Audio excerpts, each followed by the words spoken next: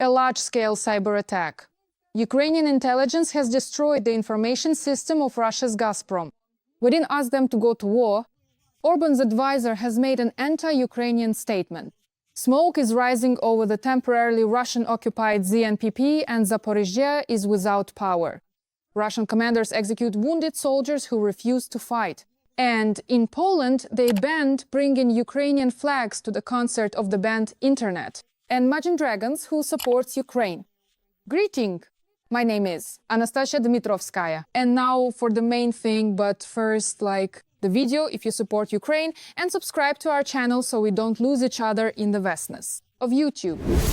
Ukrainian intelligence carried out a large-scale operation against Russia's Gazprom. As a result of the cyber attack by the Defense Intelligence of Ukraine, information systems, contract records, financial data and documents spanning over 30 years were destroyed. This included 390 subsidiary companies and even systems for pressure control and gas transportation.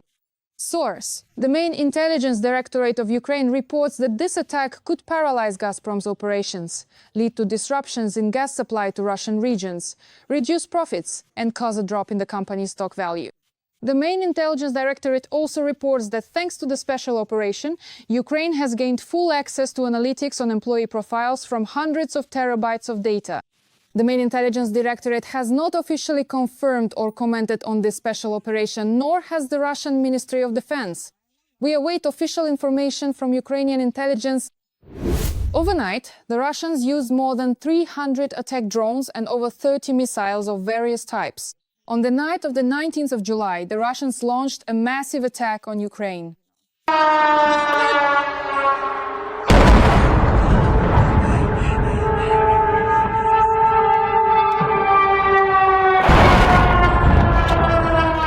Several regions came under attack at once, including Sumy. As a result of the attack, critical infrastructure was damaged.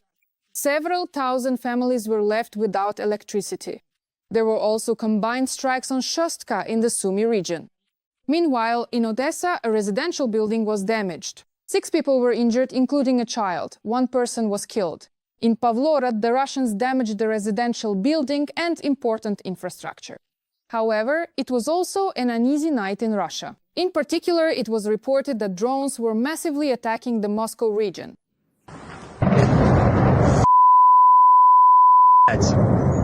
There were also complaints about explosions in Zelenograd, which is in the Moscow region.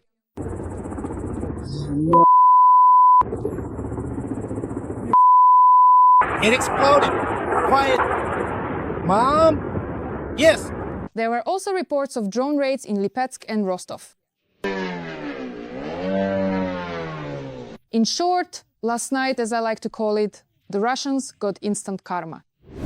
Russia is changing its tactics for massive nighttime attacks. And during the attack on the night of the 19th of July, the Russians used Tuesday 95 milliseconds bombers from the Ukrainka airfield.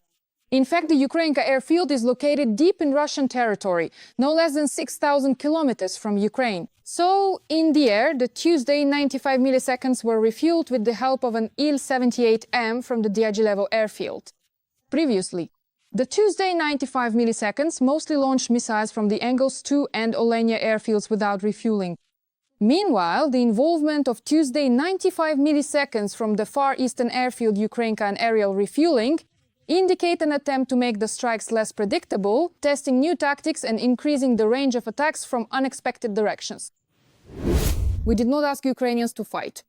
Yes, this statement was made by an advisor to Hungarian Prime Minister Viktor Orbán, Balázs Orbán. Ukrainians are fighting for themselves, and they have the right to do so. But this is not about our safety. We never asked them to fight on our behalf. We do not want a confrontation with Russia. Ukrainians are doing their own thing. This is not a European issue. This is the decision of the Ukrainians. And we will see what the outcome of this strategy will be. Europe, says Balázs Orbán, should not defend itself by supporting Ukraine because this will lead to a confrontation with Russia.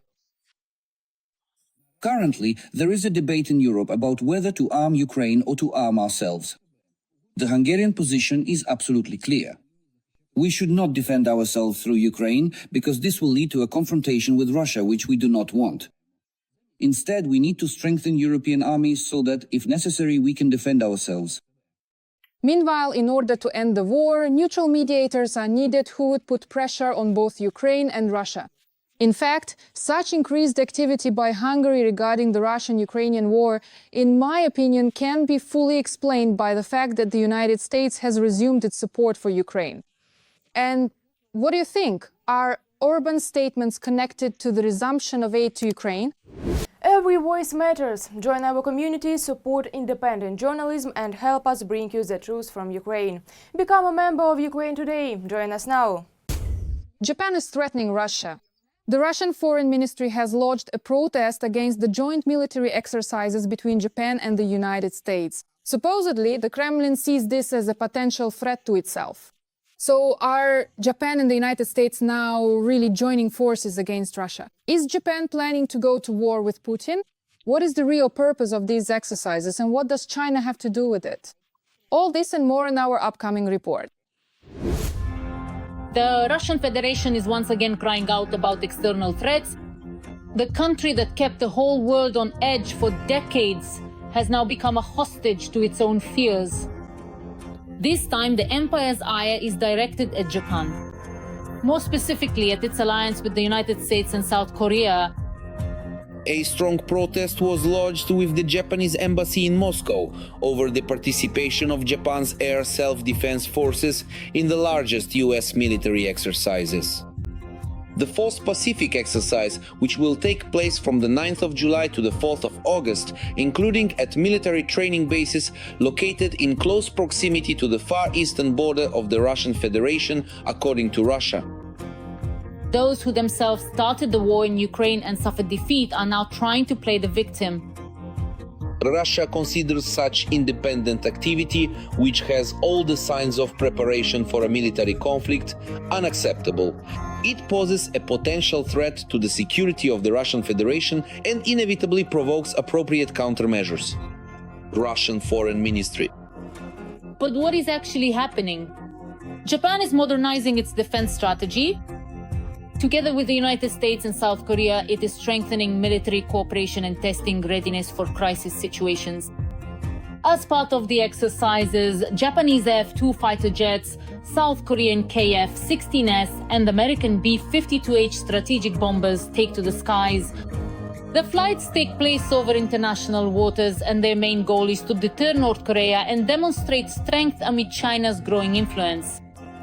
Between Japan and Russia, which as it is sometimes called in Ukrainian is the successor of the USSR, still has not signed a treaty, a peace treaty, after World War II.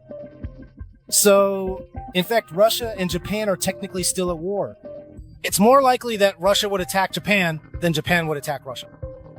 And while Moscow once again throws around threats, the world quietly smiles.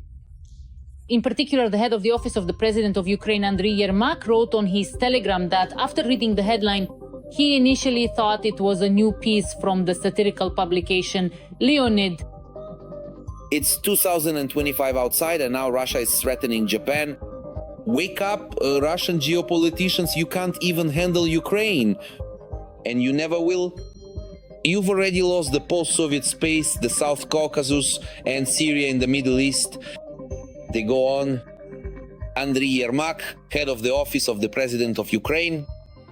The large-scale Resolute Force Pacific exercises will continue until the 8th of August. They will cover more than 50 locations in the region of Guam, Hawaii, Japan and the Northern Mariana Islands. More than 12,000 service members and 350 aircraft will practice synchronizing their actions so that a potential aggressor can't even dream of a local comeback. Let this be a hint to those who still like to play imperial games. The Allies are acting together. A large column of smoke was spotted over the territory of the Zaporizhzhia Nuclear Power Plant, which is currently controlled by the Russians.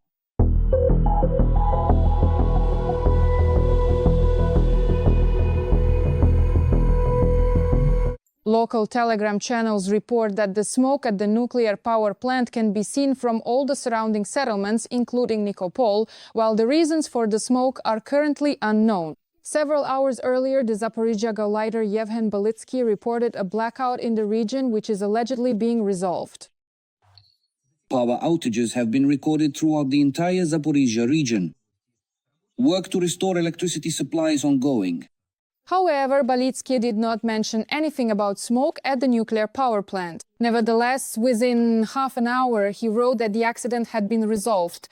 But again, it is unclear exactly what emergency situation he was referring to. Later, the mayor of Nikopol, Alexander Sayuk, reported that the current radiation level in the city of Nikopol, which borders the Zaporizhzhia nuclear power plant, is within normal limits. At the same time, it is important to note that this is already the second such incident in the past few days on the territory of the Zaporizhzhia Nuclear Power Plant, which is under Russian control. Earlier, the IAEA reported gunfire at the plant. Russian commanders are ordering the execution of wounded soldiers who refuse to go into battle. The main intelligence directorate of Ukraine has released a recording of a conversation in which the commander of one of the units of the 155th Brigade ordered his subordinates to execute a wounded soldier. Blow him the fuck up. In the naval sphere, there are no sick people. There is strength and there is death. He has no other option. He ordered that this is the military and it won't go any further. The killing of their own soldiers, according to the main intelligence directorate, is quite a common practice in the Russian army. And in this way, this is how commanders motivate their subordinates to carry out combat missions. As for the 155th Marine Brigade of the Russian Federation specifically, this brigade is particularly known for war crimes committed during the occupation of the Kyiv region. It was soldiers from this brigade who killed and beheaded Ukrainian prisoners of war. Earlier, the media reported that the armed forces of Ukraine had eliminated the commander of the 155th Marine Brigade, Serhiy Ilyin, and the chief of staff, Leonid Bashkardin. In Warsaw, it was forbidden to bring the Ukrainian flag to the Imagine Dragons concert. This is a fierce unboxing of the Ukrainian flag at the Imagine Dragons concert. You simply cannot bring it here because the Polish people, for some reason, did not purchase something essential. Specifically, they did not acquire any shovels whatsoever. Oops! It appears there has been an unforeseen issue or perhaps a slight miscalculation in the preceding step of our process. I sincerely apologize for this oversight and any inconvenience it may have caused. We are working to rectify this immediately. Ooh, the ladies understand me. And now, according to the plan, you'll throw it here. Yes, despite the strict bans, they still managed to bring the flag in. And so, in the end, it did make it onto the stage.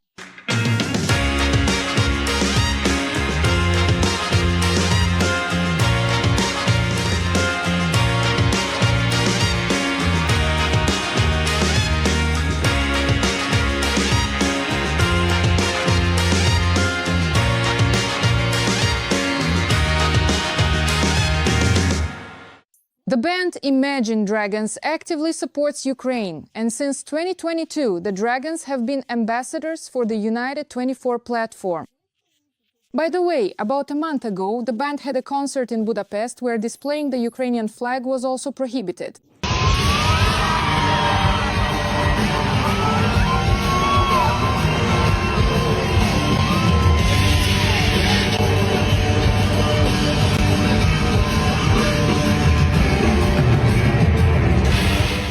So, despite the bans and restrictions, the band supported Ukraine with this blue and yellow confetti.